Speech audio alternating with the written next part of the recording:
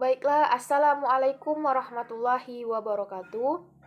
Alhamdulillahi rabbil alamin. Wabihi nasta'inu ala umurid dunya waddin. Wassalatu wassalamu ala asrafil anbiya'i wal mursalin. Wa ala alihi wa sahbihi ajmain amma ba'du. Baiklah, yang saya hormati Bapak Okto selaku dosen pengampuh di mata kuliah ilmu tauhid dan teman-teman yang dirahmati Allah Subhanahu wa taala. Sebelumnya perkenalkan dulu, nama saya Afinda Putri Awalia dengan nomor NIM 23010210004. Pada kesempatan kali ini saya akan menjelaskan tentang materi mata kuliah ilmu tauhid yang berjudul Rukun Iman, Islam, Ihsan, dan Ma'rifatullah. Nah, pada poin yang pertama, di sini saya akan menjelaskan rukun iman. Rukun iman merupakan pokok-pokok kepercayaan dalam Islam yang harus dikerjakan oleh orang yang beriman. Rukun sendiri mempunyai arti dasar atau pokok yang harus dikerjakan, sedangkan iman artinya yakin atau percaya. Rukun iman dituangkan dalam diri manusia yang beriman ada 3 tahap, yaitu yang pertama, iman diyakini dalam hati. Mempercayai dan meyakini dengan sepenuh hati bahwa adanya alam semesta dan segala isinya pasti ada yang menciptakan dan ada yang mengaturnya. Seperti contoh, adanya siang dan malam, adanya makhluk nyata dan goib, dan adanya makhluk hidup dan tidak hidup. Dan pada poin yang kedua, iman diikrarkan dengan lisan, yang mana sama saja dengan kita menyebut diri dalam kita sendiri, seperti aku beriman kepada Allah, kepada malaikat-malaikatnya, kitab-kitabnya, rasul-rasulnya, hari akhir, dan aku beriman kepada baik dan buruk daripadanya. Dan selanjutnya, iman diamalkan dengan anggota badan, yaitu dengan menjalankan segala perintah Allah dan menjauhi segala larangan Allah Subhanahu wa taala. Seperti contoh, mendirikan sholat 5 waktu, menjalankan puasa wajib, mengeluarkan zakat fitrah atau zakat mal, tidak pernah berbohong, dan tidak pernah mencuri. Nah, selanjutnya rukun iman ini ada 6. Yang pertama, iman kepada Allah. Yang kedua, iman kepada malaikat. Dan yang ketiga, iman kepada kitab-kitab Allah. Dan keempat, iman kepada rasul-rasul Allah. Yang kelima, iman kepada hari akhir. Dan yang keenam, iman kepada qada dan qadar. Nah, pertama ini saya akan menjelaskan tentang iman kepada Allah, yang mempunyai arti beriman kepada Allah itu berarti yakin dan percaya dengan sepenuh hati atas keberadaan Allah, keesaan Allah, dan sifat-sifatnya yang sempurna. Dan yang kedua itu iman kepada malaikat, yang mempunyai arti beriman kepada malaikat berarti mempercayai adanya malaikat-malaikat Allah yang diciptakan dengan sifat-sifat tertentu untuk menyampaikan amanat Allah kepada manusia. Dan yang ketiga itu iman kepada kitab-kitab Allah, yang mana kitab suci yang memuat wahyu Allah. Kitab-kitab tersebut diturunkan Allah Subhanahu wa taala kepada nabi dan rasulnya. Dalam Islam terdapat 4 kitab suci yang wajib diimani, yaitu kitab Taurat yang diturunkan kepada Nabi Musa, kitab Zabur yang diturunkan kepada Nabi Daud, kitab Injil yang diturunkan kepada Nabi Isa, dan Al-Qur'an yang diturunkan kepada Nabi Muhammad SAW. Dan selanjutnya, poin yang keempat, iman kepada Rasul-Rasul Allah yang mempunyai arti. Dalam Al-Quran itu disebutkan ada 25 Rasul yang memiliki kewajiban untuk menyampaikan wahyu yang diterimanya kepada manusia. Umat muslim harus mempercayai keberadaan ke-25 nabi tersebut. Salah satu bentuk beriman kepada nabi itu dengan mengamalkan sifat-sifat wajib yang dimiliki nabi dan rasul, yakni sidik yang berarti benar, amanah yang berarti dapat dipercaya, tablik yang berarti menyampaikan, dan fatonah yang berarti cerdas. Dan selanjutnya, poin yang kelima, iman kepada hari akhir.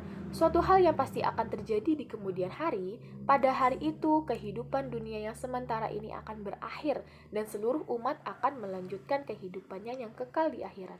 Oleh karena itu, kita harus mengumpulkan amal ibadah sebanyak-banyaknya sebagai bekal untuk menghadapi kehidupan di akhirat nanti. Nah, yang terakhir, iman kepada qada dan qadar. Qada dan qadar adalah ketetapan atau ketentuan Allah Subhanahu wa taala atas segala yang akan terjadi pada makhluknya. Artinya sebelum kita terlahir ke dunia ini, Allah telah menetapkan berbagai ketentuan bagi kita seperti hidup, mati, jodoh dan rezeki sudah diatur oleh Allah dan ditentukan oleh Allah Subhanahu wa taala. Nah, pada poin yang kedua tentang rukun Islam. Rukun Islam memiliki 5 aspek yang merupakan landasan atau sebuah pondasi bagi umat Islam agar imannya senantiasa terjaga dalam kehidupan sosial. Rukun Islam berupa syahadat, sholat, puasa, zakat, dan haji. Dan semua itu merupakan pelajaran, didikan, pengalaman, dan pembiasaan dari Allah yang paling dasar.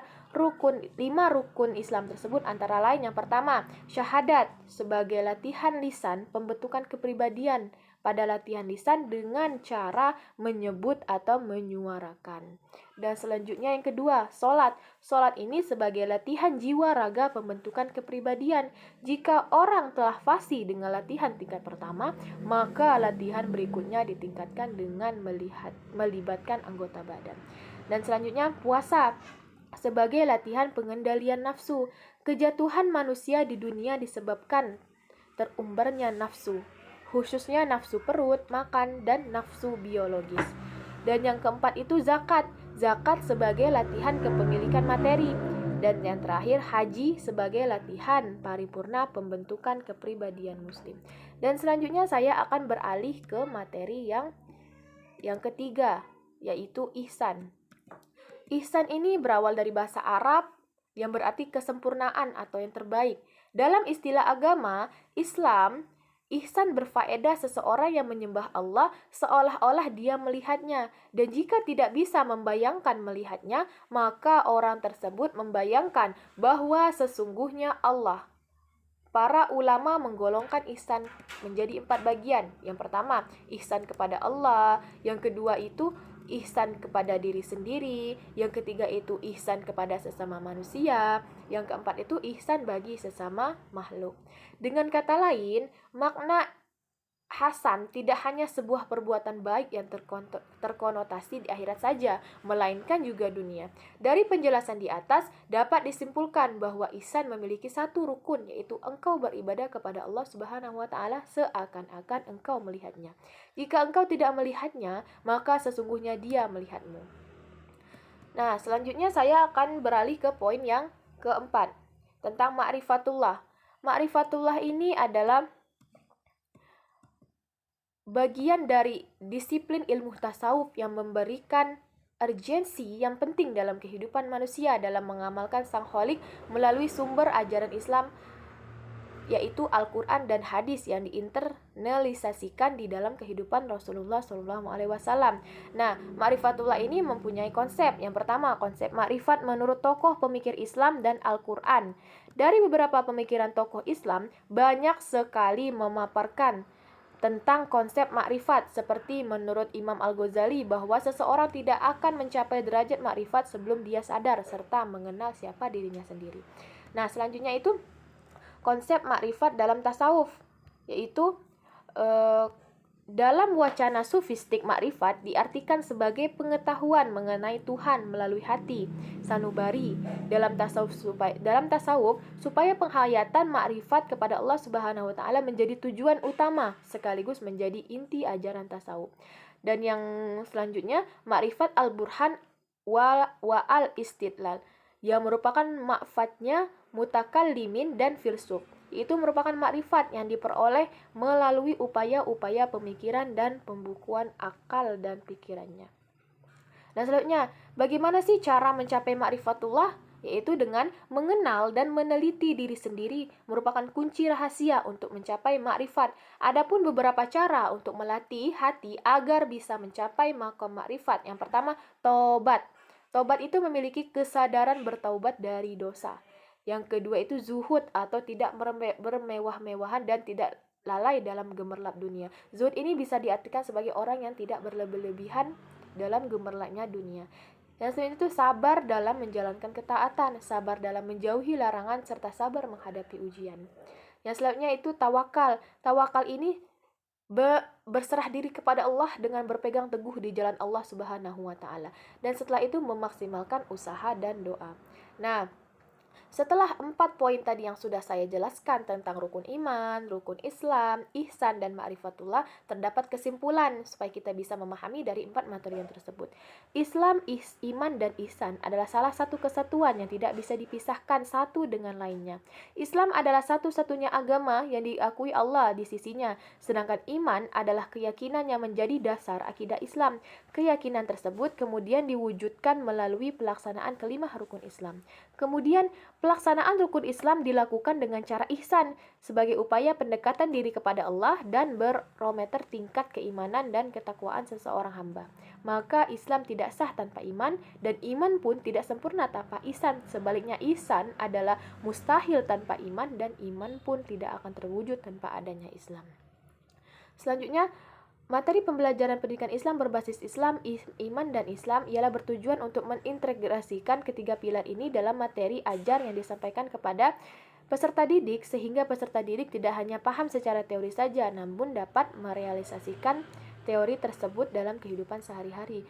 Substansi dari materi pendidikan Islam haruslah mencapai konsep iman, Islam, dan ihsan serta ma'rifatullah juga agar peserta didik setelah mengalami proses pendidikan membuatnya menjadi insan kamil dengan pola takwa. Nah, sampai di sini penjelasan materi yang saya sampaikan pada kesempatan kali ini. Saya mohon maaf jika materi yang saya jelaskan sulit dipahami atau banyak kesalahan dalam penyampaian.